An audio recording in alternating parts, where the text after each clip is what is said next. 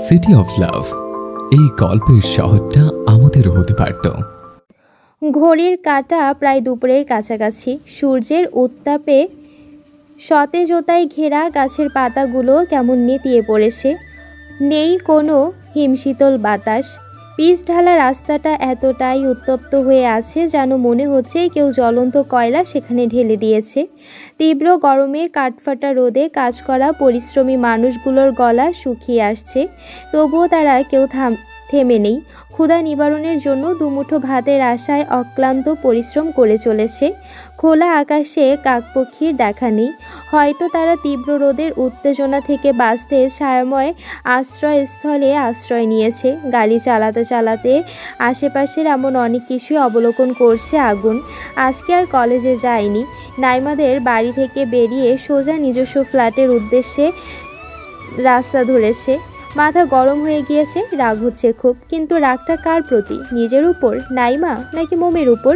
কিছুই বোধগম্য হচ্ছে না। রাগ নিয়ে কলেজে গেলে সেই রাগ স্টুডেন্টদের উপর যদি ছাড়ে, তখন তো শুধু শুধু একটা সিন ক্রিয়েট তৈরি হবে। সেজন্য আজকে আর কলেজে গেল না। তবে আগুন এটা বুঝতে পারছে বন্ধু বলে নাইমাকে এতদিন এতটা প্রশ্রয় দেওয়া উচিত হয়নি। আজকে তো বাড়াবাড়ি করার সীমা লঙ্ঘন করেছে। আগুনের এখন ভয় হচ্ছে। স্কুল লাইফ থেকে নাইমাকে চেনেও, নাইমার স্বভাব সম্পর্কেও ভালোই অবগত। নাইমা ভীষণ জেদি, একরোখা একটা মেয়ে। নিজের স্বার্থে সে সব কিছুই করতে পারে। মোমকে সাবধানে দেখে রাখতে হবে। নাইমার চোখে মোমকে পড়তে দেওয়া যাবে না। আগুনের শরীর ভীষণ ক্লান্ত লাগছে। বাসায় এসে ফ্রেশ না হয়ে বিছানায় গা এলিয়ে দিল। প্রচণ্ড মাথা ব্যথা করছে। হয়তো গরমের কারণেই এমনটা হয়েছে। আগুনের এত জলদি বাসায় আসায় মোম কিঞ্চিত অবাক হয়েছে। আগুনের ক্লান্ত মুখশ্রীর দিকে তাকিয়ে রান্নাঘরে চলে গেল। ফ্রিজ থেকে ঠান্ডা পানি আর লেবু বের করে শরবত বানিয়ে রুমে আসলো। আগুন উপর হয়ে শুয়ে আছে। মোম নরম কণ্ঠে বলল, শুনছেন, আপনার কি শরীর খারাপ লাগছে? একটু কষ্ট করে উঠুন, এই শরবতটুকু খেয়ে নিন, ভালো লাগবে। আগুন কোনো প্রতিক্রিয়া দেখালো না, নড়লও না। যেমনভাবে শুয়েছিল তেমনভাবেই শুয়ে আছে। মোমের চিন্তা বাড়ল। চঞ্চল পায়ে কাছে গিয়ে আগুনের কপালে হাত দিয়ে চেক করলো। না, চিন্তার কোনো কারণ নেই। শরীর ঠান্ডাই আছে। মোম জানে প্রচণ্ড গরমে মানুষের জ্বর আসে। মোম পুনরায় মিহি কণ্ঠে ডেকে উঠল, মাস্টার মশাই, দয়া করে একবার উঠুন, শার্ট তো ঘামে ভিজে গিয়েছে, চেঞ্জ করে আসুন, ঠান্ডা লেগে যাবে। আগুন উঠে বসলো। শরবতটুকু খেয়ে ফ্রেশ হতে চলে গেল। মোম বিছানায় বসে আছে। ফ্রেশ হয়ে এসে কথাবার্তা ছাড়াই মোমের কোলে মাথা দিয়ে শুয়ে পড়ল। মোম চকিতে তাকালো।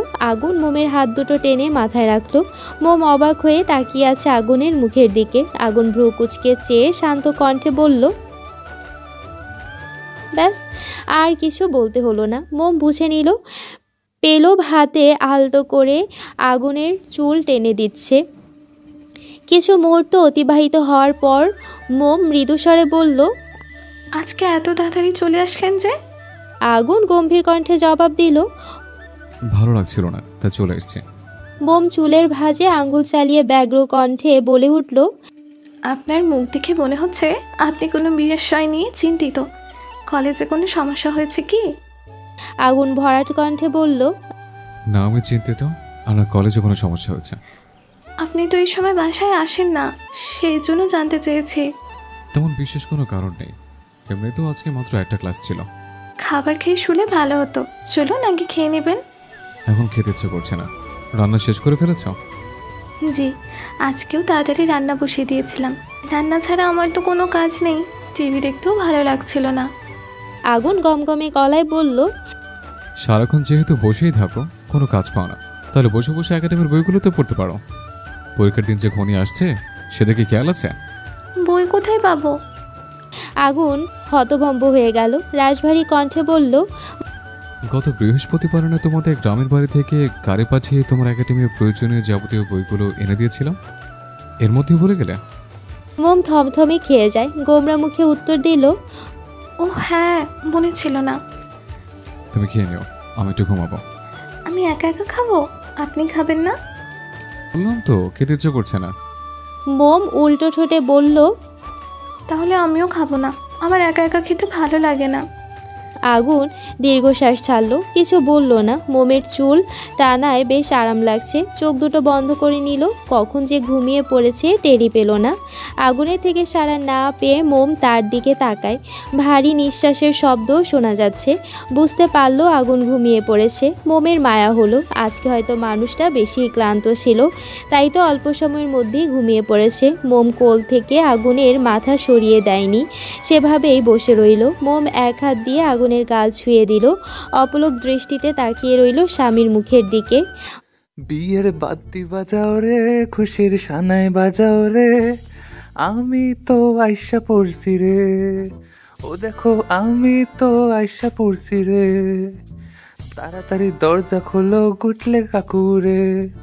বাইরের কোলাহলপূর্ণ বাদ্যযন্ত্রের শব্দ আর কারো চেঁচামেচির আওয়াজ কর্ণগোচর হতেই গুলটের মেজাজ খারাপ হলো। স্ত্রীকে ডেকে চিৎকার করে বললেন, রুমুর মা, কোথায় গেলে তুমি? এত শব্দ কিসের? একটু দেখো তো। গুলটে বসে বসে সিগারেট ফুঁকছেন। সিগারেটে এক টান দিয়ে সেটার বিষাক্ত ধোঁয়া ঠিকমতো ছাড়তেও পারেনি। তখনই স্ত্রীর আত্মচিৎকার ভেসে আসে কানে। গুলটে হন্তদন্ত হয়ে বাইরে বেরিয়ে আসে। স্ত্রীর কাছে গিয়ে উদ্বিগ্ন সমেত জানতে চাইলেন, কি হয়েছে? ওগো রুমুর বাবা, সর্বনাশ হয়ে গেছে গো। ওগো আমাদের কি হবে গো? গুলটে দাঁতে দাঁত চেপে ধমকে বললেন, ষাঁড়ের মতো চিৎকার করছো কেন?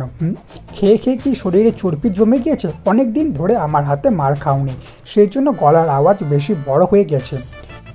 গুলটের স্ত্রী অভিমানী কণ্ঠে বলল, তুমি আমাকে খাবারের ঘোটা দিচ্ছ?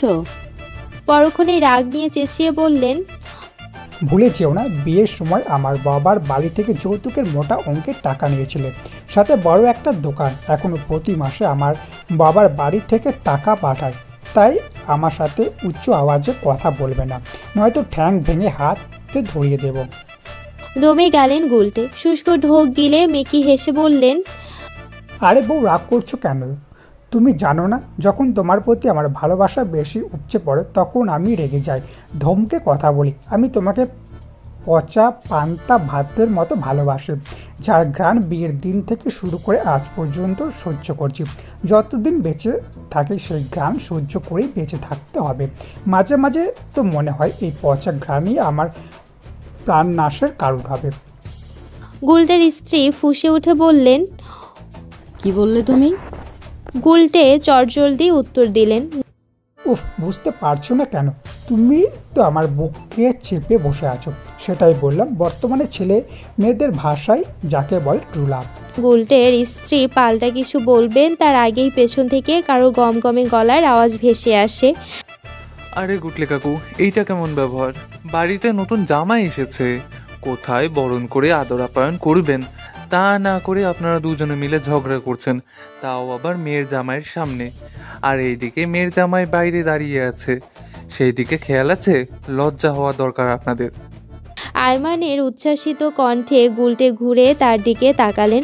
ভ্রু কুঁচকে দাঁতে দাঁত চেপে বললেন, কষ্ট বলছিলে, তোকে না বলেছি আমার বাড়ির আশেপাশেও ঘেসবি না, এখানে কেন এসেছিস? আয়মান তার ফোনে চলমান বাদ্যযন্ত্রের আওয়াজ বন্ধ করে দিল। তারপর বেশ ভাব নিয়ে বাঁকা হেসে বলল, হিসাব মেটাতে এসেছি, সেই দিনের কথাও ভুলে গেছেন নাকি? ভুলে গেলেও সমস্যা নেই, মনে করিয়ে দেওয়ার জন্য আমি তো আছি। বেয়াদব ছেলে, তোর মতো গিরগিটিকে ভুলে যাব প্রশ্নই আসে না। লাঠির বাড়ি না খেতে চাইলে এক্ষুনি এখান থেকে চলে যা। আয়মান হো হো করে হেসে ওঠে, ফিচেল গলায় বলল, ভুলে যাননি? শুনে খুশি হলাম। আমাকে মারার আগে একবার এদিকে তাকিয়ে তো দেখুন। বলেই আয়মান দরজার কাছ থেকে দূরে সরে গিয়ে দাঁড়ায়। দরজার বাইরে তাকাতেই গুলটের চোখ কপালে উঠে গেল। বিস্ময়ে চোখ দুটো বড় বড় হয়ে গিয়েছে।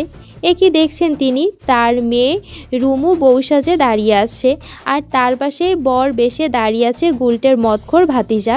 আয়মানের দিকে কঠিন দৃষ্টি নিক্ষেপ করে বলে উঠলেন, এসব কী ধরনের রসিকতা? আমার মেয়ে আর ভাতিজা বর বউ সেজে আছে কেন? আয়মান ঠোঁট কামড়ে হেসে ভাবলিসীন গলায় বলল, বর বউ সেজে থাকেনি, ওরা আইনগত স্বামী স্ত্রী। গুলটে খ্যাপাস্বরে বললেন, আমাদের পারমিশন ছাড়া তুই ওদের বিয়ে দিয়ে দিলি? আমি এই বিয়ে মানি না। আপনার মানা না মানাতে কিচ্ছু এসে যায় না, আইনগত প্রমাণ আছে। রুমু দৌড়ে এসে গুলটেকে জড়িয়ে ধরে কেঁদে উঠে বলল, বাবা, আমি তোমার এই মদখোর ভাতিজাকে বিয়ে করতে পারবো না। আইমান আমাকে বাধ্য করেছে বিয়ে করতে। মেয়ের মাথায় হাত দিয়ে গুলটে গম্ভীর কণ্ঠে বললেন, ওই হতচ্ছাড়া বললো আর তুই বিয়ে করে নিলি? ও তোকে কিভাবে বাধ্য করেছে? রুমু ফট করে বাবাকে ছেড়ে দিল। থমথমে কণ্ঠে বলল, না না, আইমান আমাকে বাধ্য করেনি, আমি নিজের ইচ্ছাতেই বিয়ে করেছি। গুলটে সন্দেহী কণ্ঠে বললেন, এখনই তো বলি ও তোকে বিয়ে করতে বাধ্য করেছে। আয়মান মিটিমিটি হাসছে, মনে মনে বলল, কি বলে বাধ্য করেছিল সেটা তো আপনার মেয়ের মুখ ফুটে বলতে পারবে না গুলটে কাকু। আপনার মেয়ে মোটেই সাধু নয়। রুমু অনেক ছেলের সাথে রিলেশনে জড়িয়ে কিছু ঘনিষ্ঠ মুহূর্ত কাটিয়েছিল। তার একটা ছবি আয়মানের কাছে ছিল। সেই ছবি পাবলিক করার ভয় দেখিয়ে বিয়েটা দিয়েছে। তাছাড়া গুলটের ভাতিজা রিমন নেশা করলেও মেয়ে ঘটিত কোনো ব্যাপার তার সাথে নেই। রিমন রুমুকে পছন্দ করত, নেশাখোর বলে সাহস করে সে কথা রুমুকে বলতে পারেনি। আয়মান তাকে বলেছে বিয়ে করলে নেশা করা ছেড়ে দিতে হবে। রিমন মেনে নিয়েছে তার কথা। আয়মান মূলত গুলটে কাকুকে শিক্ষা দেওয়ার জন্য এই রুমুর বিয়েটা রিমনের সাথে দিয়েছে। আয়মান ধমকে বলল, আহা, এইসব কথা বলে এখন কি লাভ? যা হওয়ার তা হয়ে গেছে। এখন যান, মেয়ের জামাইকে ঘরে নিয়ে বাসরের ব্যবস্থা করুন। রিমন গুলটের কাছে এসে শটান হয়ে দাঁড়িয়ে বুক ফুলিয়ে বলল, ও গুলটে কাকু, এমন করছেন কেন? আমাদের মেনে নিন। মদ খাই, জুয়া খেলতে পারি, তাই বলে কিন্তু আমি খারাপ ছেলে না, চিন্তা করবেন না। আপনার মেয়েকে সুখেই রাখবো। শুধু যৌতুক স্বরূপ আপনার টাকাই মদ খাবো, এর বেশি আপনার একটা টাকাও খরচ করব না, পাক্কা প্রমিস। গুলটে রেগে কিছু বলতে চাইলেন, তার আগেই আয়মান দাঁতে দাঁত চেপে বলল, দুলা মিয়া, কথার নড়চড় আমি পছন্দ করি না। আমাদের কি ডিল হয়েছিল মনে আছে তো? জি ভাই, মনে আছে। That's good. তা বউকে সামলে রাখতে পারবে তো? তেরামি করলে মাঝে মধ্যে তোমার শ্বশুরের মতন উত্তম মাধ্যম দিবে, বুঝতে পেরেছো? রিমনের চোখ দুটো চকচক করে উঠল। কৃতজ্ঞতার স্বরূপ বোকা বোকা হাসি দিয়ে বলল, খুব পারবো ভাই। আচ্ছা, আমি তাহলে এখন আসি। ভাই, আমারে তো মোড় উপকার করলেন, আর কিছু না খেয়ে শুকনো মুখে চলে যাবেন? এক গ্লাস শরবত অন্তত খেয়ে যান। আয়মান বিদ্রুপ হেসে বলল, তোমার মনে হয় তোমার শ্বশুর আমাকে কিছু খাওয়াবেন? শরবত তো দূরে থাক, এক গ্লাস সাদা পানিও খাওয়াবেন না। রিমন মুখ কালো করে বলল, ঠিক বলেছেন, আমার টাকা থাকলে আমি নিজেই আপনাকে খাওয়াতাম। তবে আপনি খুব ভালো মানুষ ভাই, দোয়া করি আপনার জীবনে ভালো কোনো মেয়ে আসুক। আয়মান চল শক্ত করে দাঁতে দাঁত চেপে বলল, আর পাম দিস না ভাই, এত পাম দিলে কখন জানি ফেটে যায়। পরক্ষণেই ঠোঁট উল্টে কাদো কাদো মুখ করে বলল, আজ আর রাত্রে ঘুম আসবে না রে ব্রো। যতবারই চোখ বন্ধ করব ততবারই আজ যে তোমাদের বাসর সেই কথা স্মরণ হবে। দেশ স্বাধীন হয়ে কি লাভ? স্বাধীন দেশে বসবাস করেই বা কি লাভ হয়েছে? অন্যের বিয়ে দিয়ে বাসরের ব্যবস্থা পর্যন্ত করে দিতে পারছি, অথচ নিজের বাসরের ব্যবস্থা করতে পারছি না। আজ রাতে হবু বউকে খুব মিস করব। আঁকা বাঁকা কাঁচামাটির রাস্তা দিয়ে ছন্নছাড়া মানুষের মতো হেঁটে চলেছে এক নারী। বুকে তার অসহ্য যন্ত্রণা। দিকশূন্য হয়ে কোন দিকে যাচ্ছে সেদিকে তার কোনো খেয়াল নেই, নেই কোনো নির্দিষ্ট গন্তব্য। হাঁটতে হাঁটতে বড়সড় এক ঝিলের কাছে এসে থামলো। জায়গাটা অত্যন্ত নিরিবিলি, আশেপাশে কোনো মানুষ নজরে আসছে না। ঝিলের আইলগুলোতে বিভিন্ন ধরনের ফল গাছ লাগানো। গাছগুলো খুবই ছোট ছোট, দেখে মনে হচ্ছে কিছুদিন আগে লাগানো হয়েছে। ঝিলটিও দেখতে নতুন মনে হচ্ছে। ঝিলটির একপাশে অল্প বিস্তর জায়গা নিয়ে সবজির বাগান রয়েছে। সবজি গাছগুলো নিজস্ব শাখা প্রশাখার বিস্তার ঘটিয়ে চারপাশে বেড়া দেওয়া নেটের জাল আঁকড়ে ধরেছে। ঝিলের মধ্যে থাকা স্বচ্ছ পানিতে কিছু সংখ্যক মাছ ভেসে ওঠে লাফিয়ে লাফিয়ে, পুনরায় স্বচ্ছ পানির অতুল গহ্বরে হারিয়ে যাচ্ছে। ঝিলের একপাশে দাঁড়িয়ে এ সকল বিষয়গুলো অবলোকন করে চলেছে নাইমা। কয়েক কদম এগিয়ে মাঝারি সাইজের কিঞ্চিত বাঁকানো একটা নারিকেল গাছের সামনে এসে দাঁড়ায়। গাছটির সাথে হেলান দিয়ে চুপ করে দাঁড়িয়ে থাকে। লম্বা শ্বাস টেনে চোখ দুটো বন্ধ করে নেয়। মুহূর্তেই অক্ষি কোটর ভরে ওঠে জলে। চোখের সামনে ভেসে ওঠে আগুনের মুখ। কানে বাজতে থাকে আগুনের বলা সেই তিক্ত যন্ত্রণাদায়ক বাক্য। নাইমা সহ্য করতে পারছে না, কিছুতেই পারছে না। মাথায় যন্ত্রণা হচ্ছে, বুকটা পড়ছে। বুকের মধ্যে আগুন নামক বেইমানের জন্য আগুন জ্বলছে দাউ দাউ করে। নাইমা চোখ খুলে উন্মুক্ত আকাশের দিকে তাকিয়ে চিৎকার করে কেঁদে ওঠে। দু হাতে মাথার চুলগুলো মুঠো করে খামচে ধরে। ঠাস করে হাঁটু ভেঙে বসে পড়ল নিচে। একটা গাছের শিকড় হাঁটুর নিচে পড়ায় বেশ ব্যথা পেল। নাইমা পাত্তা দিল না। বুকের ভেতর যেই ব্যথার সৃষ্টি হয়েছে তার কাছে এই ব্যথা নিতান্তই তুচ্ছ। নিঃশ্বাস নিতে কষ্ট হচ্ছে ওর।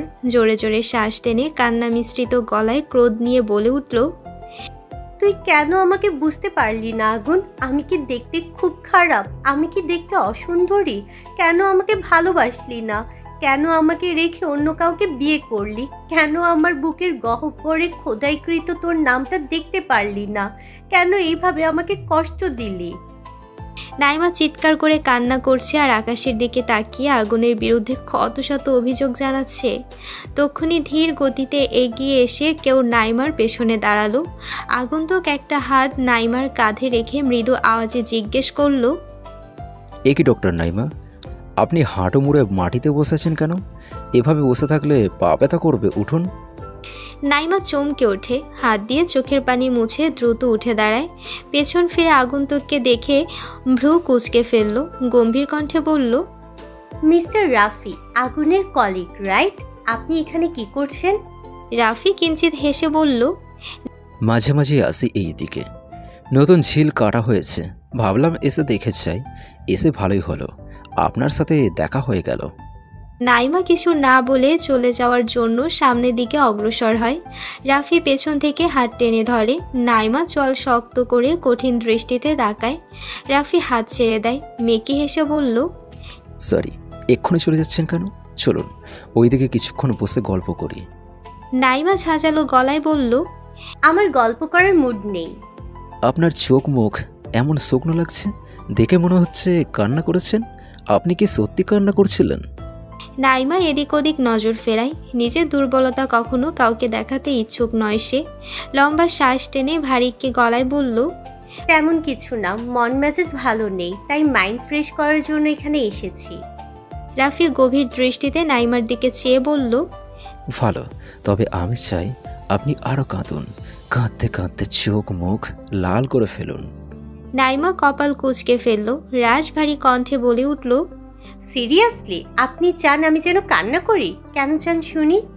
রাফি মুচকি এসে জবাব দিল, কান্না করলে যে আপনাকে কতটা সুন্দর লাগে সেটা আপনি হয়তো নিজেও জানেন না। ফোলা ফোলা চোখ, হালকা লাল হয়ে যাওয়া উঁচু নাক, যখন চোখের পানি কণাগুলো থুতনিতে এসে জমা হয় তখন দেখতে কি মিষ্টি লাগে আপনাকে। নাইমা ভ্রু কুঁচকে চওড়া গলায় বলল, এভাবে কাঁদতে আপনি আমায় কখনো দেখেছেন? হ্যাঁ। কোথায় দেখেছেন? কবে দেখেছেন? রাফি মৃদু হাসল।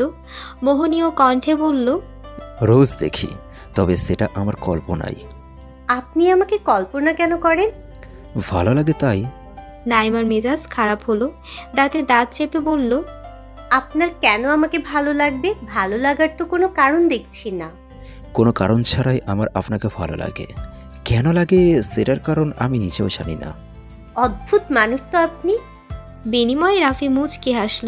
নাইমা ফের হতাশ কণ্ঠে বলল, আপনার আমাকে ভালো লাগে তাও কোনো কারণ ছাড়াই, অথচ যার চোখে ভালো হতে চাইলাম, যাকে নিজে সবটা ভাবতাম, সেই পাষাণ মানুষটাই আমাকে বুঝল না।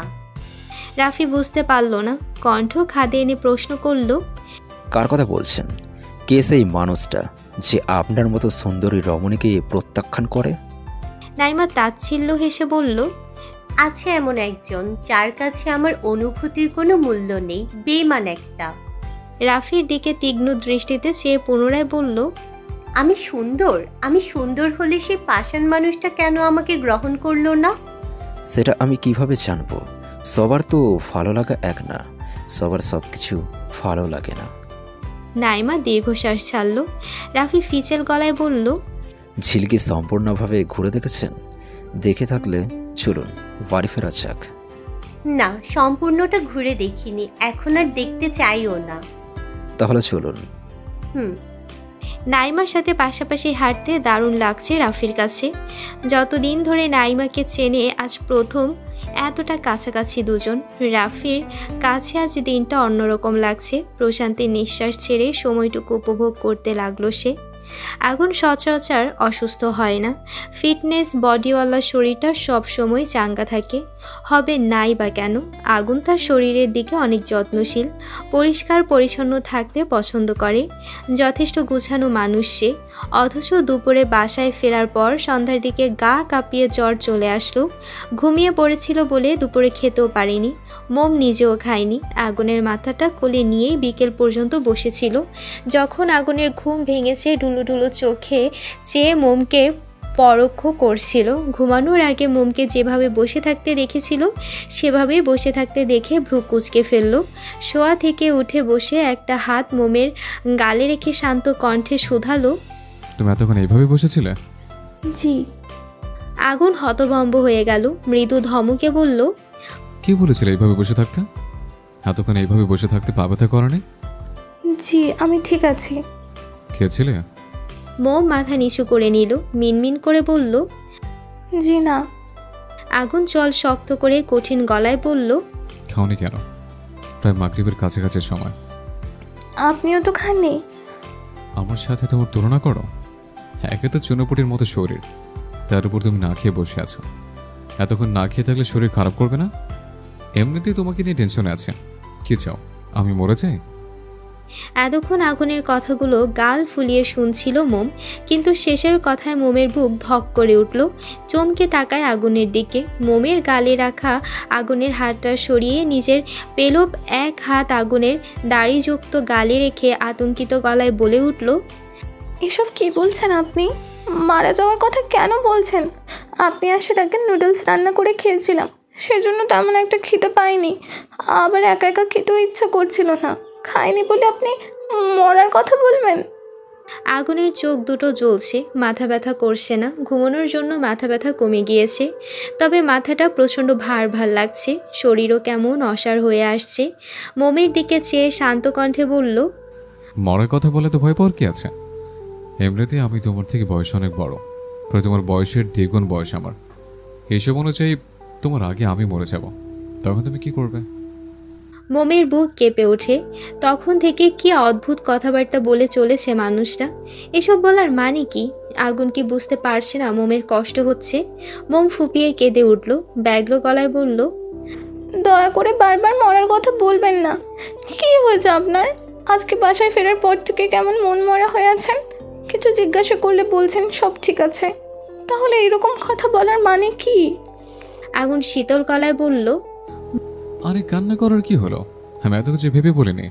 তুমি দেখছি সিরিয়াস হয়ে গেছো। আমি বললে কি আমি মরে যাব? আর না বলে কি সারা জীবন বেঁচে থাকতে পারবো? মোম নাক টেনে টলমল চোখে চেয়ে মায়া ভরা কণ্ঠে বলল, আল্লাহ যখন নিয়ে যাবেন নেবেন, তাই বলে আপনি কেন বারবার মৃত্যুর কথা বলবেন? আপনি জানেন না আপনার মরার কথা বললে মোম কষ্ট পায়? আপনি কি চান মোম কষ্ট পাক? শরীর খারাপ নিয়েও মোমের কথায় এক পেশে হাসলো আগুন। মোমের স্নিগ্ধ মুখশ্রীর দিকে চেয়ে শান্ত গলায় বলল, জি না, আমি চাই না আমার মম কষ্ট পাক। আচ্ছা, আর বলবো না। আমার শরীরটা অবশ অবশ লাগছে, উঠে যেতে ইচ্ছে করছে না। তুমি খাবারগুলো রুমে নিয়ে আসো, এখানেই খাবো। আগুনের কথায় মোম খুশি হলো, তবে আগুনের শরীর খারাপের কথা শুনে খুশিটা দীর্ঘস্থায়ী হলো না। কপালে হাত দিয়ে চিহ্নিত ভঙ্গিতে বলল, কপাল তো হালকা গরম গরম লাগছে, জ্বর আসবে নাকি? আগুন মোমের নাক টেনে ফিচেল হেসে বলল, গরমের কারণে হয়তো গরম হয়ে রয়েছে। তুমি চিন্তা করো না, ক্ষুধা পেয়েছে তো, খাবার দিবে না? মোম সহসা জিভ কাটল। চঞ্চল পায়ে দ্রুত ছুটল রান্নাঘরের দিকে। হাত চালিয়ে ঝটপট খাবারগুলো গরম করতে লাগলো। এই ফাঁকে আগুন গিয়ে অল্প সময় নিয়ে গোসল করে আসলো। যদিও সকালে গোসল করে কলেজে যায়, তবে আজকে বাসায় এসে ফ্রেশ না হয়ে বিছানায় গা এলিয়ে দিয়েছে। ঘামযুক্ত ভেজা শার্ট এতক্ষণে শুকিয়ে গিয়েছে। শরীরে বাইরের কিঞ্চিত ধুলাবালি লেগে আসে। তার উপর নাইমা তখন ওইভাবে জড়িয়ে ধরেছিল, তাই এখন গোসল করা আবশ্যক। মোম খাবার নিয়ে এসে দেখে আগুন ভেজা চুল মুছছে। খাবারগুলো বিছানায় রেখে আগুনের পাশে এসে গোমরা মুখে বলল, এই সন্ধ্যার সময় গোসল করেছেন কেন? ঠান্ডা লেগে যাবে না? এমনিতেই তখন গা গরম দেখেছি। আমি সহজে অসুস্থ হই না, কথা না বাড়িয়ে খাবার দাও। মোম একটা প্লেটে খাবার বেড়ে আগুনকে দিল। আগুন ভ্রু কুঁচকে বলল, তোমার জন্য প্লেট কোথায়? তুমি খাবে না? পরে খাবো। চুপ, কোনো কথা না। এতক্ষণ না খেয়ে আছো, এখন আমার বলছো পরে খাবে? মোম উঠে গেল। আগুন পেছন থেকে ডেকে ওঠে। কোথায় যাচ্ছ? মোম গাল ফুলিয়ে বলল, প্লেট আনতে। আগুন ফোঁস করে নিঃশ্বাস ছেড়ে বলল, হবে না, এদিকে আসো। মোম গুটি গুটি পায়ে এগিয়ে যায়। আগুনের ভরাট স্বর। বসো। মোম বসলো। আগুন ভাত মেখে এক লোকমা মোমের মুখের সামনে ধরল। মোম অবাক হয়ে চেয়ে থাকে। আগুন ধমকে বলল, হা করে তাকিয়ে আছো কেন? খাও। আমিও তো খাবো নাকি? মোম খেয়ে নিল। মোম রান্না মোটামুটি ভালোই পারে। মুরগির ঝাল ঝাল কষা মাংসটা দারুণ হয়েছে। আগুন তৃপ্তি করে খেলো। খাওয়া শেষে আগুন আবার বিছানায় শুয়ে পড়ল। কি ব্যাপার, আজকে শরীরটা এমন লাগছে কেন? এত ঘুম পাচ্ছে কেন? বিষয়টি আগুনের বোধগম্য হলো না। আগুন চোখ দুটো বন্ধ করে নিল। আধ ঘন্টা পরই মাগরিবের আজান শোনা গেল। মোম নামাজ পড়ে এসে আগুনকে ডাক দিল। আগুন কেমন গুটিসুটি হয়ে শুয়ে আছে। সাড়া না পেয়ে হাত ঝাঁকিয়ে ডাকলো। প্রচণ্ড গরম হয়ে আছে হাত। মোম তুরন্ত হাত বাড়িয়ে কপালে রাখলো। অমনি চমকে উঠল। গা তো গরম হয়ে আছে কেন? দ্রুত ফার্স্ট এড বক্স নিয়ে এসে থার্মোমিটার দিয়ে জ্বর মেপে নিল। থার্মোমিটারে গায়ে দৃশ্যমান নাম্বারে লেখাটা চোখে পড়তেই ঘন পাপড়িযুক্ত নয়ন জোড়া বড় বড় হয়ে গেল। 104 ডিগ্রি জ্বর। ব্যাস, তারপর থেকেই মোম শান্তি পাচ্ছে না। আগুনের বলা তখনকার কথা আর এখনকার অবস্থা দেখে কণ্ঠ ফুঁড়ে কান্না বেরিয়ে আসতে চাইছে, চেয়েও আটকাতে পারছে না। কিছুক্ষণ আগেও তো ঠিক ছিল, তাহলে হুট করে জ্বর কোথা থেকে চলে আসলো? মোমের চিন্তা বাড়ল। কি করবে কিছুই বুঝতে পারছে না। বাড়িতে কি ফোন করবে? মোম আগুনকে ডাকতে লাগলো। শুনছেন? আগুন চোখ খুলতে পারছে না। অনেক কষ্টে চোখ খুলে মিহি কণ্ঠে বলল, কিছু বলবে? মোম কাঁদো কাঁদো মুখে বলল, আপনার তো জ্বর এসেছে, তখন কি দরকার ছিল গোসল করার? বাসায় জ্বরের ওষুধ আছে? আগুন বিছানায় ভর দিয়ে উঠে বসলো। ক্লান্ত গলায় বলল, বক্সটা আমার কাছে দাও, আর এক গ্লাস পানি দাও। মোম দিল। আগুন বক্স থেকে দুটো নাপা ট্যাবলেট বের করে খেয়ে নিল। পুনরায় বিছানায় গা এলিয়ে দিল। ক্ষীণ স্বরে বলল, বাড়িতে কাউকে জানেও না, শুধু শুধু টেনশন করবে। মেডিসিন খেয়েছে, আশা করি ঘন্টা দুয়েক পরে জ্বর ছেড়ে দেবে। আগুন নিষেধ করেছিল বলে মোম বাড়িতে ফোন করে কাউকে জানায়নি। তবে রাতে জ্বরও ছাড়েনি, বরং মধ্যরাতে জ্বরের তীব্রতা আরও বেড়ে গিয়েছে। আগুনের গায়ের উপর পাতলা কম্বল জড়ানো ছিল। আগুন শীতে কাঁপছিল বলে মোম আরেকটা ভারী কম্বল এনে আগুনের গায়ের উপর মেলে দিল। মোম এসি বন্ধ করে দিয়েছে, জাস্ট 3 পাখাওয়ালা ফ্যান চালানো। মোমের ভীষণ হাঁসফাঁস লাগছে, কারণ আগুন তাকে কম্বলের ভেতর টেনে নিয়ে আষ্টে পিষ্টে জড়িয়ে ধরে আছে। আগুন জ্বরে মৃদু কেঁপে কেঁপে উঠছিল বলে মোম পেলব হাতে আলতো করে আগুনকে জড়িয়ে ধরেছিল। মিনিট কয়েক পরেই আগুন তাকে কম্বলের ভেতর টেনে নেয়। মোম ভেবেছিল আগুন সজাগ, কিন্তু না, সে তো গভীর ঘুমে আচ্ছন্ন। তার চোখ দুটো বন্ধ। একে তো গরম, তার উপর আগুনের শরীরের উত্তাপে মোমের শরীর ঘেমে উঠেছে। মোমের অস্বস্তি হচ্ছে। আগুনকে সরিয়ে উঠতেও পারছে না। আগুনের মতো বলিষ্ঠবান পুরুষের শরীরের নিচে তার ছোট্ট শরীর চাপা পড়ে আছে। আর মোমের মতো চুনোপুঠি মার্কা মেয়ের পক্ষে বলিষ্ঠ আগুনকে সরিয়ে ওঠা চারটিখানি কথা নয়। অগত্যা মোম হাল ছেড়ে ওইভাবেই আগুনের সাথে লেপ্টে শুয়ে আছে। আগুনের ভারী কি নিঃশ্বাস মোমের ঘাড়ে আশ্রে পড়ছে। উষ্ণ নিঃশ্বাসে মোমের শরীর ঝাঁকুনি দিয়ে উঠছে। মোম কিছুক্ষণ পর পর কপালে হাত দিয়ে চেক করছে, কিন্তু জ্বর তো কমছেই না। মোম এবার কেঁদে উঠল। মোমের কান্না আগুনের কর্ণগোচর হলো না। উঠে যে মাথায় জল পট্টি দেবে সেটাও সম্ভব না। এই কুমড়ো মার্কা লোকটা মোমকে শক্ত করে জড়িয়ে ধরে আছে। একটি নতুন দিন, নতুন ভোরের সূচনা। দিনটি শুরু হয় কারো জীবনের সুখের বার্তা বহন করে, আবার কারো জীবনের বিষাদময় যন্ত্রণা দিয়ে। এই সময় প্রকৃতির সবুজে ঘেরা গাছপালাগুলো নিস্তব্ধ হয়ে দাঁড়িয়ে। বাইরে দেখা যাচ্ছে রঙিন আকাশের আলোর ঝলকানি। খোলা আকাশে গুটি কয়েক ভোরের পাখি ছাড়া আর কিচ্ছুটি নেই। তারা ডেকে চলেছে কিচিরমিচির শব্দ করে, জানান দিচ্ছে ভোর হওয়ার আগাম বার্তা। আচ্ছা, ওরা কি বুঝতে পারছে পৃথিবীর বুকে কোনো এক মানুষের মনের গহীনের সূক্ষ্ম ব্যথা? টের পাচ্ছে কি ছোট কিশোরীর স্বামীর চিন্তায় অন্তরের ক্ষত? বুঝতে পারছে কি কারো স্তম্ভিতের রেশ? জানা নেই, জানা সম্ভবও না। বিষণ্ণ মনে আগুনের মাথার কাছে বসে আছে মোম। বাটিতে পানি নিয়ে মসৃণ পাতলা কাপড় ভিজিয়ে মাথায় জল পড়তে দিচ্ছে। মোমের স্নিগ্ধ মুখশ্রীতে রয়েছে একরাশ অন্ধকার। থেমে থেমে নাক টানার শব্দও ভেসে আসছে। কাঁদতে কাঁদতে চোখ মুখ লাল করে ফেলেছে মেয়েটা। আগুন বিছানায় অবচেতন অবস্থায় শুয়ে আছে। সারা রাতের মধ্যে একবারও আগুনের জ্বর ছাড়েনি। অগত্যা মোম আগুনের কথা অমান্য করে বাধ্য হয়ে শাশুড়ির কাছে ফোন করে ভোর 5টার দিকে। শাশুড়িকে অবগত করে আগুনের অসুস্থতার কথা। আগুনের অসুস্থতার কথা শুনতে পেয়ে মিনা অস্থির হয়ে পড়লেন। রাশেদকে বলতেই তিনি দেরি না করে পরিচিত ডক্টরকে কল করে তাকে সাথে নিয়েই আগুনের ফ্ল্যাটে চলে আসেন। মিনা, ময়ূরী, রাশেদ আসতে পারলেও আইমান আসতে পারেনি। আসবে কিভাবে? সে তো ঘুমিয়ে কুপোকাত, দরজায় খুলছে না। কি খেয়ে ঘুমিয়েছে কে জানে। মিনা মোমকে শান্ত হতে বলছেন, কান্না করতে নিষেধ করছেন, তবুও মেয়েটা কথা শুনছে না। ফুপিয়ে ফুপিয়ে কেঁদেই চলেছে। মিনা হতাশ হয়ে আর কিছু বলেনি। ডক্টর আগুনকে দেখে কিছু ওষুধ দিয়ে সাথে প্রয়োজনীয় কিছু টেস্ট লিখে দেন। বলেছেন দুপুরের মধ্যে যদি জ্বর না ছাড়ে তাহলে সময় করে হসপিটালে গিয়ে টেস্টগুলো করিয়ে ভালো ডাক্তার দেখাতে। তারপর ডক্টর চলে গেলেন। ডক্টরের কথা মতো মিনা দ্রুত খাবার তৈরি করে আনলেন। রাশেদের সহায়তায় আগুনকে উঠিয়ে পেছনে বালিশ রেখে খাটের সাথে হেলান দিয়ে বসায়। ধীরে সুস্থে খাবার খাইয়ে ওষুধ খাইয়ে দেয়। মোমকে বলেছে ফ্রেশ হয়ে এসে কিছু খেয়ে নিতে। মেয়েটার মুখটা কেমন শুকিয়ে গিয়েছে। মোম ফ্রেশ হয়নি, কিছু খায়ওনি। আগুনের মাথার কাছে ঘাপটি মেরে বসে আছে। জানিয়েছে আগুনের জ্বর না ছাড়া পর্যন্ত কোথাও যাবে না। মিনা আর জোর করেনি। তখন থেকে মোম আগুনের মাথার কাছে বসে আছে। সকাল 8টার সময় আগুনের জ্বর ছেড়েছে। সারা শরীর ঘেমে একাকার। আগুন আস্তে ধীরে চোখ খুলে তাকায়। আগুনের জ্বর ছেড়েছে শুনে মিনা আর রাশেদ স্বস্তির নিঃশ্বাস ফেললেন। মোমের অধর কোণে দেখা মিলল কিঞ্চিত হাসির ঝলক। মিনা রান্না করছেন, তাকে সাহায্য করছে ময়ূরী। মিনা মোমকে ডেকে বললেন, পারলে তোয়ালে ভিজিয়ে আগুনের সেটা মুছিয়ে দাও। মাথায় পানি ঢালতে পারলে আরও ভালো হতো, তবে আগুন পানি ঢালবে না। জ্বর হলে কখনো মাথায় পানি ঢালতে চায় না ছেলেটা।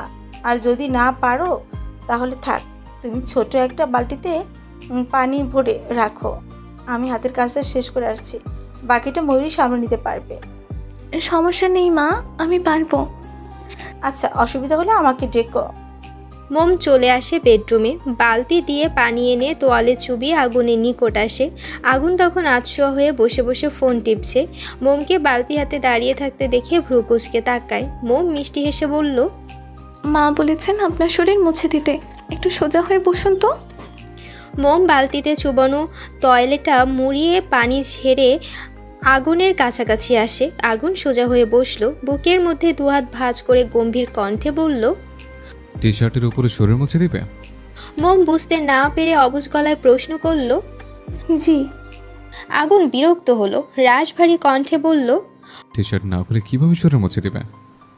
মোম থতমত খেয়ে যায়। শুষ্ক ঢোক গিলে মিনমিন করে বলল, এখন কি এটা আমাকে খুলতে হবে? আপনি একটু কষ্ট করে খুলে দিন না। আগুন বাঁকা হাসলো। গম্ভীর স্বরে বলল, পারবো না, হাত পা ব্যথা করছে। মোমের খারাপ লাগলো। তখন আবেগের ঠেলায় শাশুড়ির কথায় রাজি হয়েছিল, কিন্তু এখন যে তার লজ্জা লাগছে। টি শার্ট খুলতে হবে সে কথা মাথাতেই ছিল না। এদিকে শাশুড়িকে বড় মুখ করে বলে এসেছে সে আগুনের শরীর মুছে দিবে। এখন কি হবে? মোম অসহায় গলায় বলল, হাতে কি খুব ব্যথা? একটু চেষ্টা করে দেখুন, ঠিক খুলতে পারবেন। আগুনের মেজাজ খারাপ হলো। দাঁতে দাঁত চেপে বলল, শরীর যেহেতু মুছে দিতে পারবে না, তাহলে ইষ্ট কেন? আমি এখন সম্পূর্ণ সুস্থ। এবার যাও এখান থেকে, আমি নিজেকে সামলাতে পারবো। কলেজেও যেতে হবে। মোম আটকে উঠল। ভীতু নয়নে চেয়ে ছটফট গলায় বলল, এই অসুস্থ শরীর নিয়ে কলেজে কেন যাবেন? ডাক্তার বলেছেন সুস্থ না হওয়া পর্যন্ত আপনাকে বেড রেস্ট নিতে। আগুন মিটিমিটি হেসে ভাবলেশীন গলায় জবাব দিল, বাসায় রেস্টে থেকে কি করব? কেউ তো সঠিকভাবে আমার যত্নআত্তি করছে না। তার থেকে বরং আমি কলেজ চাই। আগুন বিছানা থেকে উঠতে নিলে মোম হাত ধরে আটকায়। আগুন তীক্ষ্ণ দৃষ্টিতে তাকায় মোমের দিকে। মোম কিঞ্চিত রাগী গলায় বলল, আপনি কোথাও যেতে পারবেন না, আমি যেতে দিব না। কেন যেতে দিবে না? আমি যাবই। মোম গোমরা মুখে বলল, কোথাও যেতে হবে না আপনাকে, আমি আপনার কথা শুনবো। আগুনের চোখ দুটো চকচক করে উঠল, কণ্ঠ খাদে এনে প্রশ্ন করল, সত্যি? পরে আবার লজ্জা পেয়ে চলে যাবে না তো? দেখো, আমি কিন্তু তোমাকে জোর করছি না। না, যাব না। দেখি, এদিকে আসুন। আগুন ঠোঁট কামড়ে হাসে, একটু এগিয়ে বিছানার সাইডে আসে। মোম গাল ফুলিয়ে নিজের হাতে আগুনের টি শার্ট খুলে দেয়। তক্ষুনি চোখের সামনে ভেসে ওঠে আগুনের ঘন কালো লোমশযুক্ত বুক জমিন। এই বুকটা মোমের নারী সত্তার দুর্বলতার অন্যতম কারণ। ফর্সা গায়ে ঘন কালো লোমশ বুকটা যেন মোমকে উকি দিয়ে ডাকছে। মোম শুকনো ঢোক গিলল, মুহূর্তেই চোখ দুটো খিচে বন্ধ করে নেয়। মোমের অবস্থা দেখে আগুনের প্রচুর হাসি পাচ্ছে। মোমকে আরেকটু লজ্জা দেওয়ার জন্য হিসিয়ে বলে উঠল, এ কি মম, তুমি চোখ বুঝে আছো কেন? চোখ খোলো, দেখো আমার বুকে কত ঘাম জমে আছে। ঠান্ডা লেগে যাবে তো।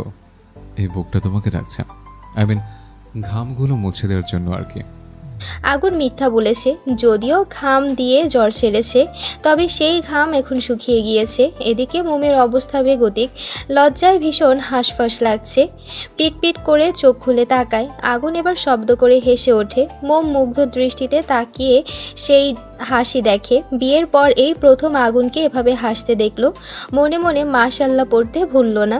আগুনের চোখের দিকে তাকিয়ে সরল গলায় বলল, আপনি সবসময় এইভাবেই হাসবেন। আপনার হাসিটা খুব সুন্দর, তবে শুধু আমার সামনেই এভাবে হাসবেন। অন্য কোনো মেয়ের সামনে হাসা আপনার জন্য বারণ। সহসা আগুনের হাসিটা মুছে গেল। মৃদু ধমকে বলল, শুধু কথাই বলে যাবে নাকি আমার শরীর মুছে দেবে? আর কতক্ষণ এইভাবে বসে থাকবো? মোমের হুঁশ ফিরল, চঞ্চল কণ্ঠে বলল, জি দিচ্ছি। তাড়াতাড়ি। মোম সুন্দর করে আগুনের গা মুছে দিচ্ছে। আগুন ইচ্ছে করে এক হাতে মোমের কোমর চেপে কাছে নিয়ে আসে, নিজের মাথাটা এলিয়ে দিল মোমের কাঁধে। মোম হকচকিয়ে যায়। আগুন রাশভারী গলায় বলল, শরীর ভীষণ দুর্বল লাগছে, বসে থাকতে কষ্ট হচ্ছে।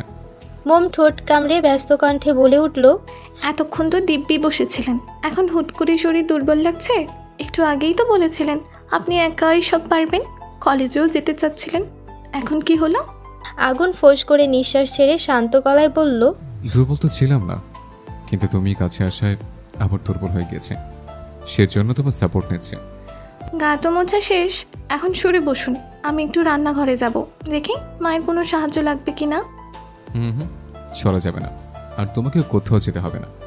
রান্নাঘরের কাজ আমার মা একাই সামলে নিতে পারবে, তুমি শুধু আমার দিকে নজর দাও। মোম বোকার মতো আগুনকে আপাতমস্তক পর্যবেক্ষণ করে বলল, নজর দেওয়া শেষ, এবার ছাড়ুন। খেপে উঠল আগুন। মোমের মসৃণ কোমর মৃদু চাপ দিয়ে আরেকটু নিজের সাথে লাগিয়ে নিল। চাপা স্বরে ধমকে বলল, তুমি এতটা ছোট নও মম, তুমি সবকিছু জানো, সবকিছু বুঝতে পারো, শুধু লজ্জা আর কিছুটা ভয়ে আমার থেকে দূরে থাকো। মোম এখন আগুনের কোলের উপর বসা। মোমের একটা হাত আগুনের ঘাড়ের উপর, আর একটা হাত কাঁধে। ফ্যানের বাতাসে মোমের মাথার কিছু ছোট ছোট চুল কপালে লুটোপুটি খাচ্ছে। আগুন হাত বাড়িয়ে কপালে পড়ে থাকা আলগোছে চুলগুলো আলতো করে কানের পিঠে গুজে দেয়। মোম মাথা নিচু করে নিল। আগুন শীতল গলায় বলল, তুমি কি ভেবেছ আমি কিছুই জানি না? আমি বাসায় না থাকলে তুমি আমার শার্ট বের করে গায়ে জড়িয়ে রাখো ঘন্টার পর ঘন্টা। ড্রেসিং টেবিল থেকে আমার পারফিউম নিয়ে পুরো রুমে স্প্রে করো। তাই তো বলি, আমার পারফিউম এক সপ্তাহের বেশি টিকে না কেন? যেখানে এক বোতল পারফিউম আমার 1 মাস চলেছে, সেখানে তুমি আসার পর মাত্র 1 সপ্তাহ চলে। মোম চকিতে তাকালো, এদিকে ওদিকে নজর ফেরায়। মোমের গলা শুকিয়ে আসছে। শুষ্ক ঢোক গিলে কাপা গলায় বলল, আপনি কিভাবে জানলেন? আগুন থেকে ফিরতে জবাব এলো না। নিজের মতো করে শান্ত কণ্ঠে বলতে লাগলো, আমার সামান্য জ্বরে কেঁদে কেটে চোখ মুখের বেহাল দশা বানিয়ে ফেলেছ। সারা রাত দু চোখের পাতা এক করণে, রাস্তায় কত শত দুর্ঘটনা ঘটে। সেজন্য আমি কলেজ চলে গেলে সারাক্ষণ আমাকে নিয়ে চিন্তা করো। বারবার ঘড়ির কাঁটার দিকে চেয়ে আমার অপেক্ষায় সময় গুনো। কলেজ থেকে ফিরতে দেরি হলে ছটফট করো। একদিন তো কেঁদেই ফেলেছিলে, মনে আছে? তোমার কি মনে হয় এসব কিছুর কারণ আমি বুঝি না? মোম মাথা নিচু করে নিল। হাতে পায়ে নামলো চিরচেনা সে কম্পন। আগুন এক হাত দিয়ে আলতো করে মোমের চোয়াল চেপে ধরল। শীতল গলায় বলল, উত্তর দাও। মোম কিছু বলল না, চুপ করে রইল। আগুন পুনরায় একই ভঙ্গিতে বলে উঠল, আমি চাইলে আমাদের বিয়ের প্রথম রাতেই তোমার উপর স্বামীর অধিকার খাটাতে পারতাম, জাহির করতে পারতাম নিজের পুরুষত্ব। তুমি চাইলেও আমাকে বাধা দিতে পারতে না। কেন কাটাই এনে জানো? মোম পূর্ণ দৃষ্টিতে তাকায় আগুনের দিকে। আগুন মোমের নরম তুলতুলে গালে এক হাত রেখে মুচকি হেসে বলল, তোমার জন্য, তোমার কথা ভেবে। একে তো তুমি খুব ছোট বাচ্চা একটা মেয়ে, তার উপর আমাদের পূর্ব পরিচিত ছাড়া হুট করে বিয়েটা হয়ে গেছে। তুমি আমি দুজনকে ভালো করে চিনতাম না, জানতাম না। এমন একটা পরিস্থিতিতে আমি যদি তোমার সাথে ঘনিষ্ঠ হতাম, তুমি আমাকে সবচেয়ে নিকৃষ্ট একজন মানুষ মনে করতে, কারণ তুমি তখন এসব কিছুর জন্য তৈরি থাকতে না, অথবা ছিলে না। তোমার চোখে থাকতো আমার জন্য তীব্র ঘৃণা, শারীরিকভাবে পেতে ভয়ানক যন্ত্রণা, আর মানসিকভাবে পুরোই ভেঙে পড়তে তুমি। আমি কখনোই চাইনি তোমার মতো নিষ্পাপ একটি ফুল অকালে ঝরে যাক। সেজন্য আমি তোমাকে সময় দিয়েছি, প্রয়োজনে ভবিষ্যতেও দিব। 29 বছর জীবনে কখনো কোনো নারীর শরীরের প্রতি লোভ জন্মায়নি, আশা করি ভবিষ্যতের ব্যতিক্রম হবে না। আমি মনে করি পৃথিবীর সকল পুরুষের উচিত তাদের স্ত্রীর শরীর ছোঁয়ার আগে মন ছোঁয়া। আমি তোমার শরীর না, মন ছুঁতে চেয়েছি। মম মুগ্ধ দৃষ্টিতে তাকিয়ে আগুনের সকল কথা মনোযোগ সহকারে শুনল। জিভ দিয়ে ঠোঁট ভিজিয়ে ফট করেই প্রশ্ন করল, আপনি আমায় ভালোবাসেন মাস্টার মশাই? আগুন ভ্রুকুচকে গমগমে গলায় বলল, হঠাৎ এই প্রশ্ন? মম অধৈর্য সহিত জিজ্ঞেস করে, বলুন না। যদি বলি না? সহসা মোমের মুখটা অন্ধকারে ছেয়ে গেল। আগুনের না শব্দটিতে চঞ্চল কিশোরীর বুকের ভেতর মুচড়ে উঠল। ছলো ছলো চোখে চেয়ে কাপা গলায় বলল, আপনি সত্যি আমাকে ভালোবাসেন না? তাহলে এত যত্ন কেন করেন, এত খেয়াল কেন রাখেন আমার? ভালোবাসা না থাকলে কেউ এমন করে বুঝি? আগুন ফোঁস করে নিঃশ্বাস ছেড়ে ভারীকে গলায় বলল, যদি বলি শুধু সম্পর্কে বেড়াচাল আবদ্ধ আছে বলে দায়বদ্ধতা থেকে এসব করি তো? মম ঠোঁট উল্টে বলল, আমি বিশ্বাস করি না। কেন? কারণ আপনার এই সকল কাজের মধ্যে আমি ভালোবাসা খুঁজে পাই, তাই। ভালোবাসা কাকে বলে জানো? কাকে বলে? বলবো না। কেন? আমার ইচ্ছা। আমাকে ভালোবাসো? মম সরল গলায় জবাব দিল, হ্যাঁ। কতটুকু? ভালোবাসার কোনো পরিমাপ হয় না মাস্টার মশাই, ভালোবাসা অনুভব করার বিষয়, আর আমি আপনার ভালোবাসা অনুভব করতে পারি। আগুন তীক্ষ্ণ দৃষ্টিতে চেয়ে গম্ভীর কণ্ঠে বলল, আজ থেকে তোমার টিভি দেখা নিষেধ। মম অবাক হয়ে জানতে চাইল, কেন? কার্টুনের পাশাপাশি এখন মুভিও দেখো, সেখান থেকে সব বড় বড় কথা শিখেছ, রাইট? মম ঠোঁট উল্টে বলল, মোটেই না, আমি এগুলো আরো আগে থেকেই জানি। কিভাবে? মম মাথা চুলকে মিনমিন করে বলল, আসলে বান্ধবীদের কাছ থেকে জেনেছি। আগুন ঠোঁট দুটো গোল করে তপ্ত নিঃশ্বাস ছাড়ল। মম সন্দেহী কণ্ঠে বলল, বললেন না তো, আপনি কিভাবে জানেন আমি শর্ট পারফিউম দিয়ে ওইসব করতাম? আগুন মোমের মতো একই ভঙ্গিতে বলে উঠল, বলবো না। মোম ভ্রুকুচকে বলল, কেন? আমার ইচ্ছা। এমন করছেন কেন, বলুন না। আগুন মোমের নাক টেনে বলল, সিক্রেট, সো বলা যাবে না।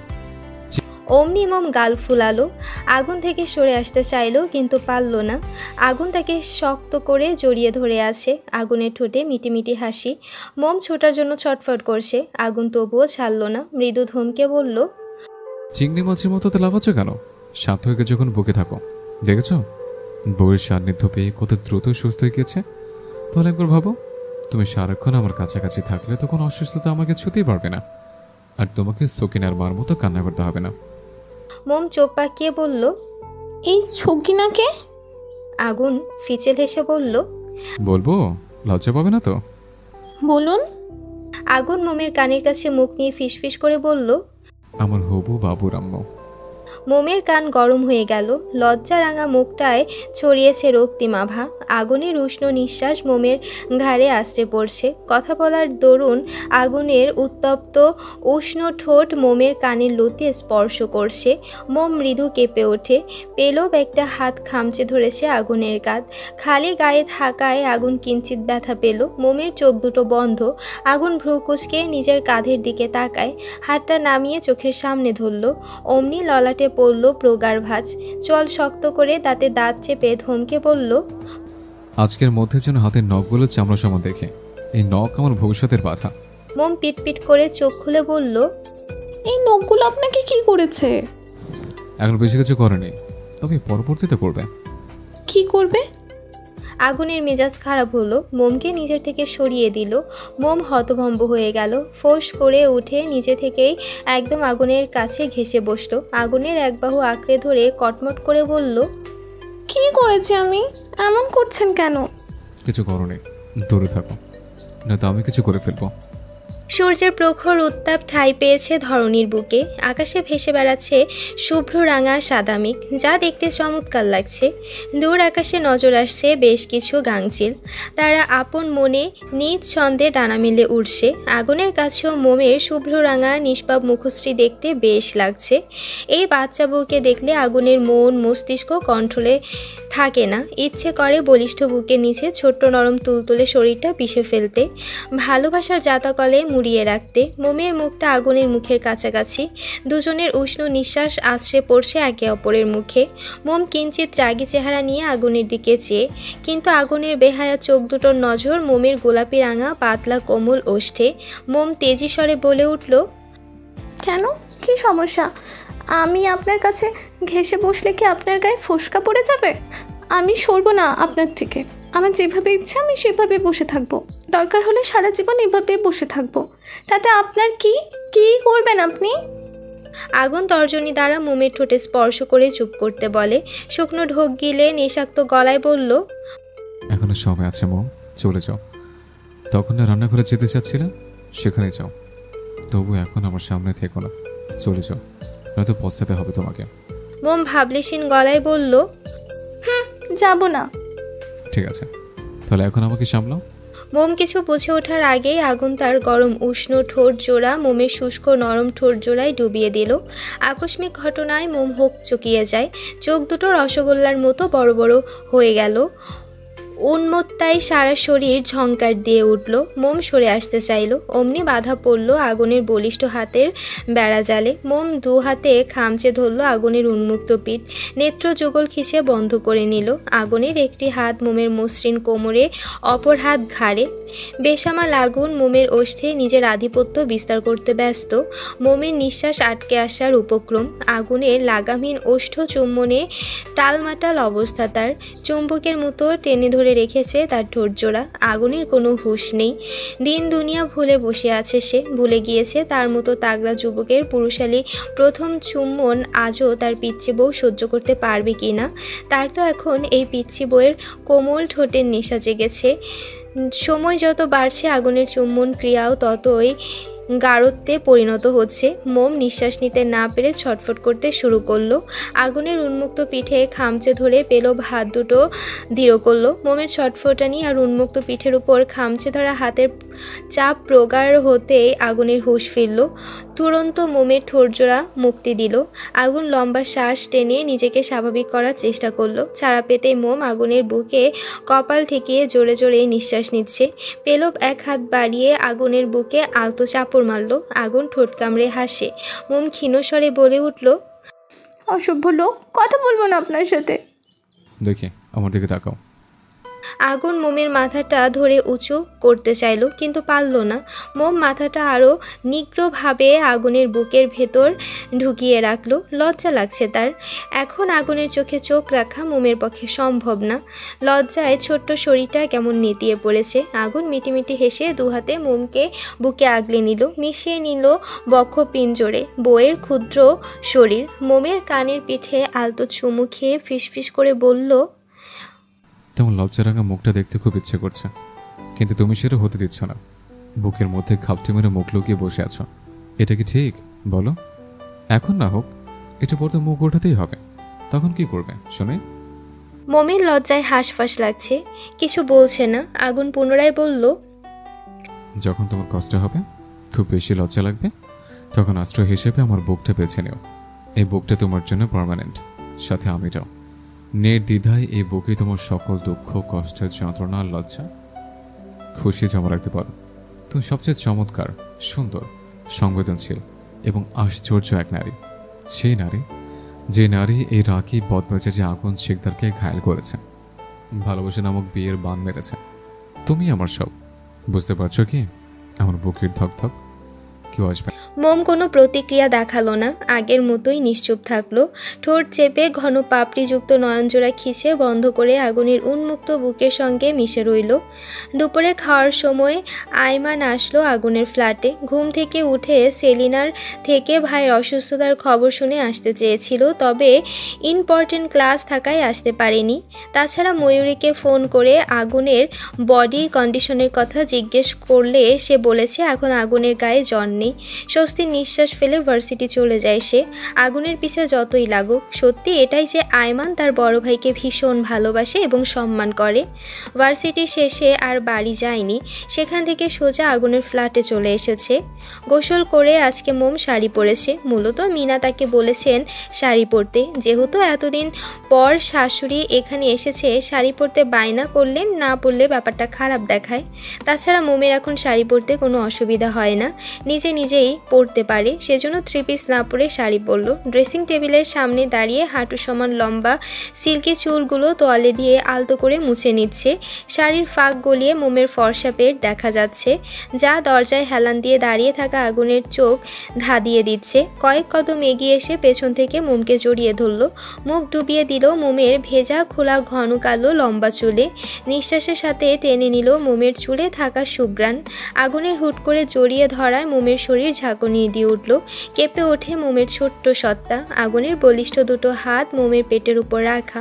মোম আগুনের হাতের উপর নিজের এক হাত রেখে সম্মুখের আয়নায় আগুনের মুখশ্রী দেখে মৃদু চেঁচিয়ে বলে উঠল, কি করছেন কি? আপনাকে লজ্জা বলতে কিছু নেই? দরজা খোলা, কেউ চলে আসবে, ছাড়ুন। আগুন মোমের ঘাড়ে থুতনি রেখে আয়নায় মোমের দিকে চেয়ে শান্ত কণ্ঠে বলল, কেউ আসবে না, তুমি অযথা টেনশন করছো। এই ছোট মাথায় এত টেনশন নেওয়া ঠিক না। বলেছে আপনাকে এক্ষুনি ময়ূরী আপু অথবা মা এসে বলবেন খেতে যেতে। আগুন পুনরায় কিছু বলতে উদ্যত হতে পেছন থেকে কারো ভরাট স্বর ভেসে আসে, রোম্যান্স করবে ভালো কথা, কিন্তু দরজাটা বন্ধ করে রোম্যান্স করতে কি সমস্যা? তোমাদের বোঝা উচিত বাড়িতে আমার মতো নিষ্পাপ একটা বাচ্চা আছে। এইভাবে নিষ্পাপ একটা বাচ্চাকে কষ্ট দিতে তোমাদের বিবেকে বাঁধলো না? এমন স্বাধীনতা কি আমরা চেয়েছিলাম? এখন এই নিষ্পাপ বাচ্চাটা যে তার হবু বউকে খুব মিস করছে, তার কি হবে? আগুন তুরন্ত মোমকে ছেড়ে দূরে সরে দাঁড়ায়, তীক্ষ্ণ দৃষ্টিতে তাকায় দরজার দিকে।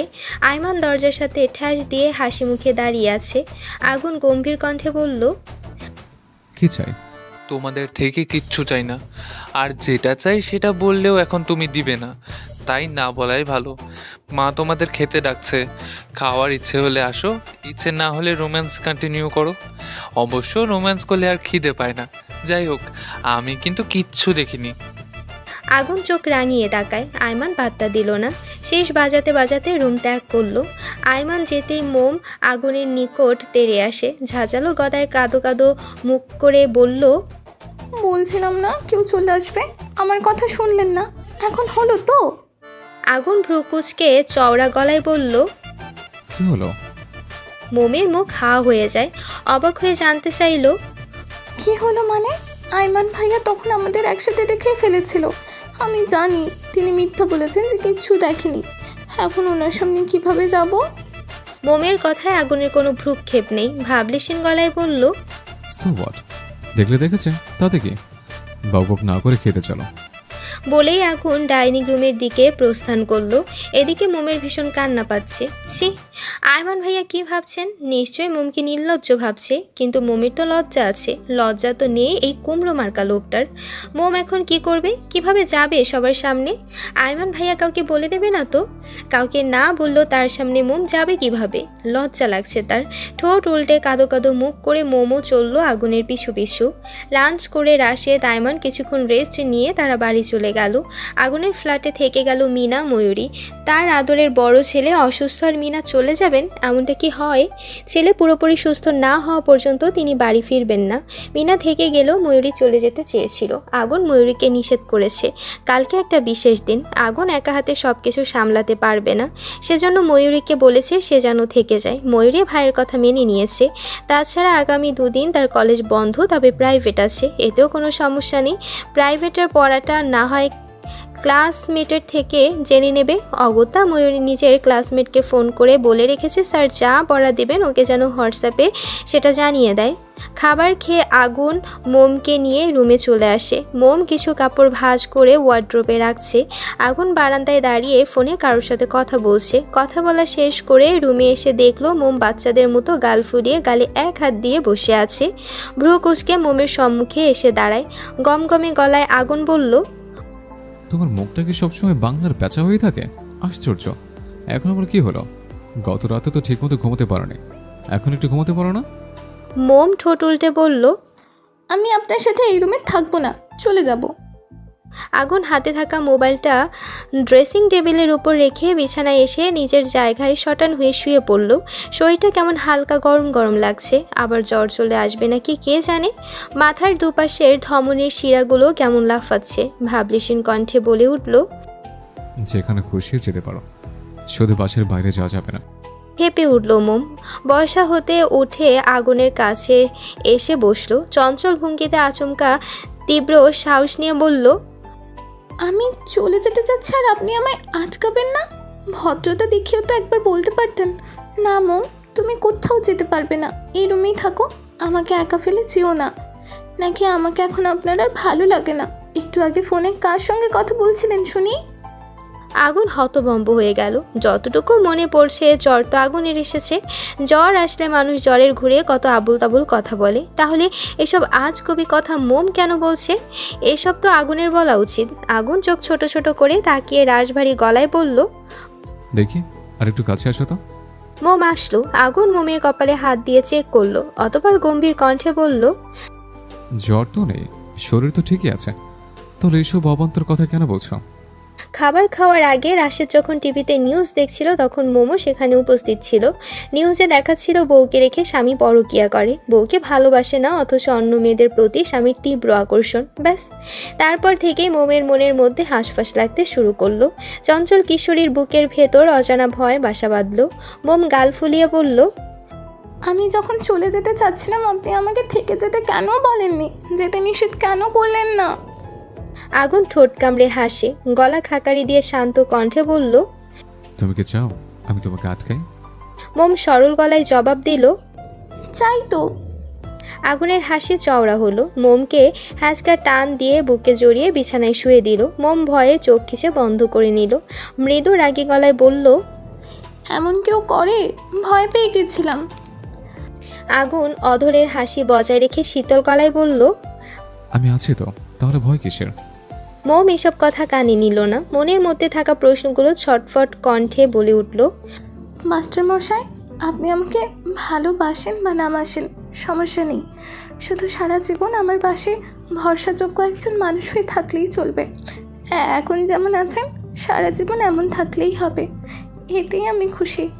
আমি যদি কখনো কোনো ভুল করি, অন্যায় করে ফেলি, আপনাকে কষ্ট দিয়ে ফেলি, আপনি আমাকে বকুনি দিয়েন, দরকার হলে শাস্তি হিসেবে মারতেও পারেন, তবুও আমি ছাড়া অন্য কোনো মেয়ের প্রতি আকৃষ্ট হবেন না।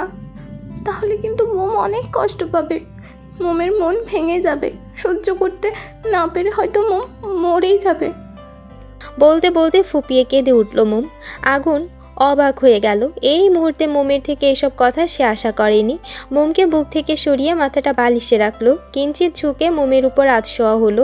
বলিষ্ঠ হাতে চোখের জল মুছে দিয়ে নরম গলায় বলল, কি হয়েছে মোম? আমার নামে কেউ কিছু বলেছে? তুমি কিছু শুনেছ? মোম মাথা নেড়ে না করলো। তাহলে হঠাৎ এসব কথা কেন বলছো? মোম নাক টেনে টলমল চোখে চেয়ে মায়াভরা কণ্ঠে বলল, টিভিতে দেখেছি স্বামীরা নাকি পরকীয়া করে, বউকে দেখে অন্য মেয়েদের সাথে চলে যায়। আগুন দীর্ঘশ্বাস ছাড়লো। শান্ত কণ্ঠে বলল, সেজন্য কাছে তোমার কি আমাকে তাদের মতে মনে হয়? সব মানুষ এক হয় না মোম, সেভাবে সব স্বামীও এক হয় না। তুমি একদিন বলছিলে তোমার কোনো বান্ধবীকে নাকি তার স্বামী অনেক মারে। আমাদের বিয়ের পর তোমার গায়ে আমি কখনো হাত তুলেছে? মারও তো দূরে থাক, আজ পর্যন্ত একটা ফুলের টোকাও দেয়নি। তোমার উপর রাগ হলে আমি দূরে সরে থাকতাম, যাতে আমার রাগ তোমাকে দেখতে না হয়। তবু এত সন্দেহ? মোমের চোখ দুটো আবার ভিজে উঠেছে। সেই নোনা পানি গড়িয়ে পড়ল মোমের মসৃণ গালবে। কাদো কাদো গলায় মোম জবাব দিল, সন্দেহ করিনি, শুধু বলেছি মাস্টার মশাই সবসময় তার মোমের হয়েই থাকবে। আগুন মুচকি এসে মোমের গালে গড়িয়ে পড়া চোখের পানি মুছে দিল। ঝুঁকে কপালে আলতো করে চুমু খেলো। কপালে কপাল ঠেকিয়ে শীতল গলায় বলল, জি আমার কাঁদনে বউ, আগুন শুধু তার মোমের। একটা কথা জেনে রাখো, মন ছাড়া এ আগুনের বুকে আর কেউ থাকবে না। কথা দিলাম, যত দূরে যায় না কেন তুমি থাকবে কাছে। তুমি ছাড়া এ জীবনে কে থাকবে আর পাশে।